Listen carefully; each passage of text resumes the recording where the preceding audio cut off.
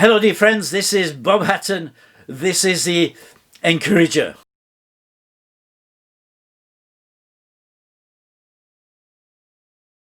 I've left the candles burning from yesterday when we had the third Advent.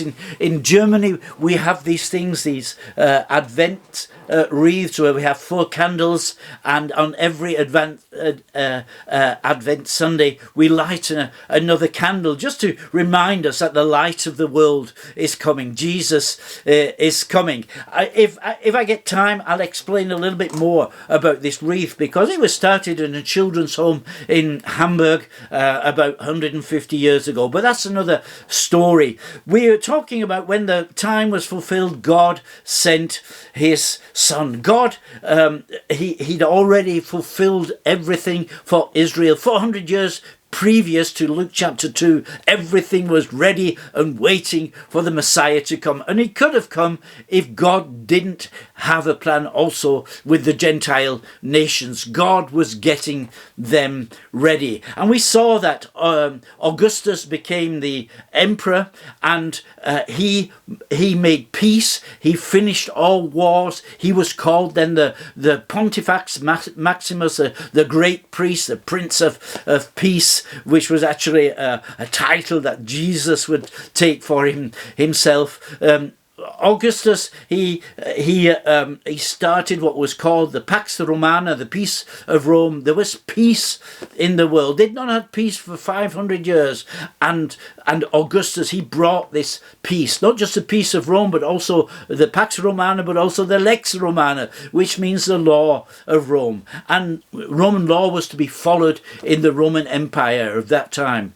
And the law, of course, wasn't like law as we know it today, but there were rules about how to live together in the empire. And they were, I suppose, it was a very civilized nation, a very civilized empire, the Roman Empire.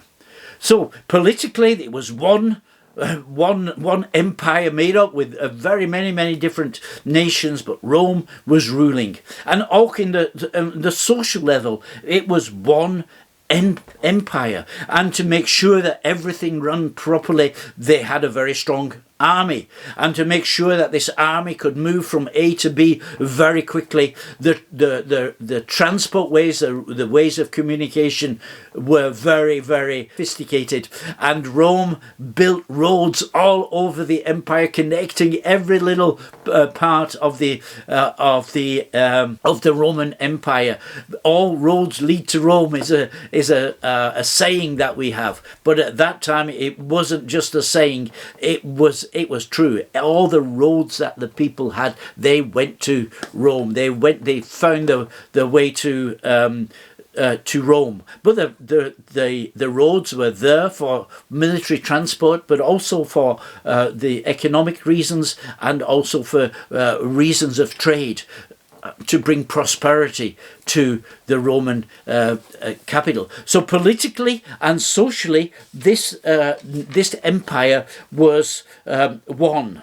And this was also used by for the gospel when Paul started to move about. The Roman transport ways of communications were used, not only just the roads, but also the language. The whole known world, the whole Roman Empire had this one language, the Greek language. And if you could speak Greek, you could get along all over the place. And this was a vehicle that expanded the gospel when in the days of the book of the Acts of the Apostles. But also an empire that was suffering. There was a lot of corruption. There were a lot of people being extorted. 2/3 of the population were actually slaves. They were working for nothing. For sometimes very cruel slave masters. There was a lot of violence going on. There was a lot of debauchery. The moral life was at a low ebb. Really, just showing us lots of the things that are happening today were happening in the Roman Empire. It was morally at an end, and also intellectually. people were very tired. Especially the Greeks had a lot of philosophical theories that they put to the people that really told us that there is no hope in this world. And so the people, they were disappointed. They were intellectually very tired and very disappointed. At the same time, this was also a society that was looking for something that would fulfill them. A lot of mysterious sects were coming into being. A lot of sects that were very secretive, they were coming into being, and people were just seeking and just looking for these things. And that was the background to when the time was fulfilled.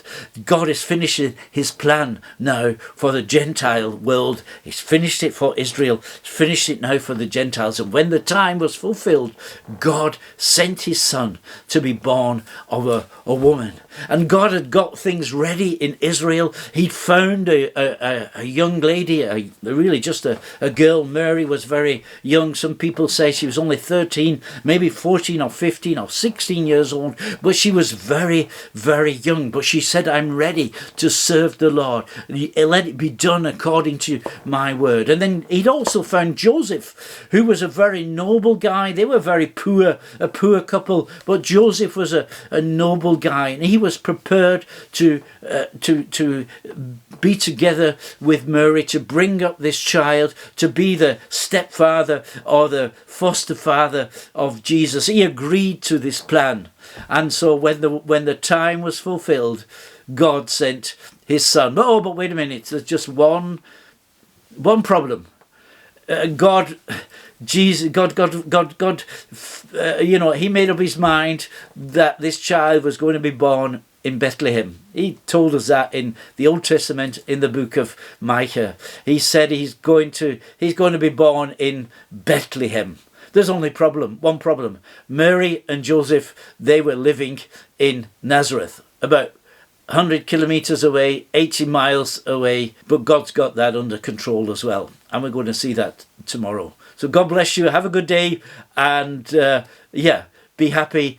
Keep looking forward to the coming of Jesus. You're Bob Hatton. You're encourager.